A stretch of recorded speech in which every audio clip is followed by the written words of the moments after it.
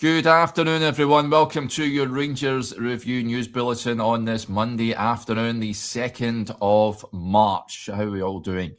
Certainly, there's still a feeling of bitter disappointment after yesterday's 2-2 draw with Celtic at Ibrox as Rangers chucked away a 2-goal lead. Lots of fallout, as you can expect, from the game. We'll kick off with John Souttar, who was speaking afterwards. His press conference was embargoed. It is now available to watch over on the YouTube channel. And he was quizzed on a number of issues like mentality. Will the Rangers have the credentials to win the title? He says, Souttar said, of course, that's going to be the question. All I can say is we need to be judged at the end of the season because just now there's 9 games left. And if I was a fan looking just now, I'd be asking the same questions. It's natural. But for me, we've got to be really clean the next 9 games. We've got to stand up. We've got to win, and we can't afford slip-ups. Obviously, Hearts are 6 points ahead, so it's up to them. We've got to hope they drop points, and we've got to win every game. But I'd say ask us at the end of the season and judge us then. He says it's difficult to find the words as to how difficult it is to take. I think first half, I don't think I've been involved in such a one-sided Old Firm game at Ibrox. I thought we were dominant off the ball and on the ball. I thought everyone was right on it. We played on the front foot. We were aggressive. We played in their half. And then we started the second like that after the first 5 minutes. Then after that, we did the complete opposite. We didn't get tight enough. We didn't put them under the same pressure. We were putting them under. We allowed them to play their own game, get on the ball and playing between the lines. And when you do that, there's going to be moments and chances in the game, and 2 of them fell to them. I personally think that's when we're at their best, when we're physical. The crowd was up. We were playing in their half, fast, aggressive football. It was the same against Hearts at home, but we've got to do it for the full game. There's no point doing it for 45 to 50 minutes. We've got to keep that for the full game. And yes, there will be periods when we can't do that the full game. Celtic are a good side. There'll be moments when they have possession, when they play their game, and it's important that we're a bit more experienced in that and get into a shape, and we're difficult to play through. The manager will go away and watch it and see what we have, what the big reasons are, what the main takeaways are, because after the game, it's so emotional.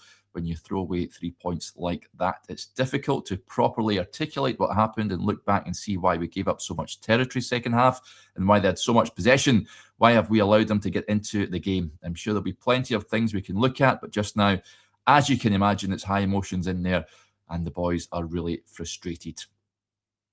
So there you go, folks. That is what John Souttar had to say about the game yesterday. Of course, stand-in captain for James Tavernier, who was an unused substitute. Rangers are going to have to think of solutions this week ahead of what is a massive cup game at Ibrox on Sunday.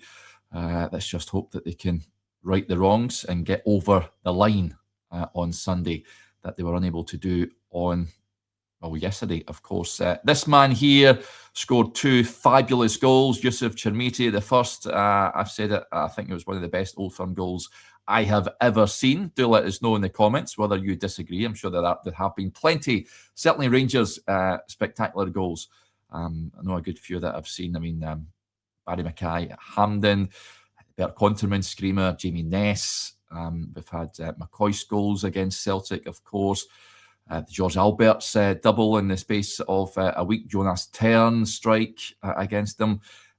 But that goal was absolutely sensational yesterday. Now, Ali McCoist has been speaking about Yusuf on his TalkSport show this morning, and whether he still stands by his comments about the striker being a mega money gamble. He says, at that time, 100%. By the way, there's still a long way to go. He scored a couple of goals in an Old Firm game twice, and 2 of them yesterday.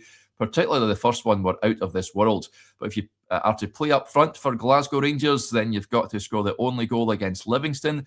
You've got to score in a 2-1 victory over Motherwell. That's what you've got to do as well. He was terrific, as was the rest of the team for the first 45 minutes yesterday, but let's not get carried away. He's got a long, long way to go, and I genuinely hope he continues. It was a massive gamble, and it still is. If we're paying the best part of £10 million, which for us is a ridiculous amount of money, we're in the £2 million to £3 million bracket, which is still more than most Scottish teams, but in par with Celtic. When we spend money like that, then we've got to get it right. I was at the game, and the boys were asking me at that if it was one of the best derby goals he was alluding to. He says it would come into the category. It was one of the best Old Firm goals I've seen live.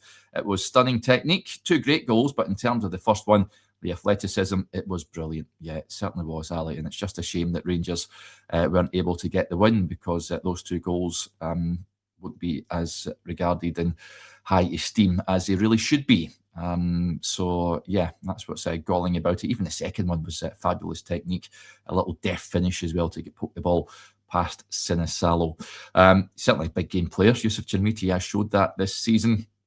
I would certainly be taking home the match ball when he netted his second goal, but unfortunately, it just wasn't to be. A bit of news you'll find on the website from Joshua this afternoon, folks. Youngster Chris Condé is set to join Brighton from Rangers. He's travelled to the South Coast today to complete the move. He's a highly rated 16-year-old forward. He joined the club from Hamilton Accies last year, and he's been a consistent goal scorer at youth level. He's notched 20 goals since he joined. He turned 16 in December. He's only been able to sign on professional terms for the past 2 months. He had been in contract talks with Rangers, but the parties were unable to reach an agreement, and Condé is now on his way to the Amex Stadium. So, it's a player that, let's hope we're not looking back on that one thinking, should have tried to keep hold of him. But he's going down south to sign for the Seagulls. And we'll finish off with this one ex-Rangers player. How good was this guy, by the way? Jean-Alain Boumsong. Absolutely sensational 6 months at Ibrox, apart from his last game against Auxerre, when I think his head was turned with that move to Newcastle. But Gianluigi Buffon has appeared on La Gazzetta dello Sport for a quick-fire Q&A session about his career. Now, he was asked to name obscure old teammates from his illustrious playing career. Of course, he played at Parma, Juventus, at PSG, and the Italian national team. However, when Jean-Alain Boumsong popped up on the screen, Buffon knew straight away who it was. Of course, played together at Juve. And he said, this is what Buffon said, the legendary Jean-Alain Boumsong. He said, I remember the defenders better than others. That's what he had to say about that. He smiled at his face when flashed up on the screen. Says it was a good old teammate of his. He was labelled as legendary. So there you go. I think at the time, I was gutted when Boumsong left Rangers. I was hoping that he would stay for a number of years. I thought he was a real unit at the back, just coming through the ranks, of course, at Auxerre, and did really well for them before joining Rangers. And Rangers, of course, made a pretty penny when he moved to Newcastle at the time. But I thought he was a real Rolls Royce of a defender, shall we say. His career never quite took off down at St James's Park.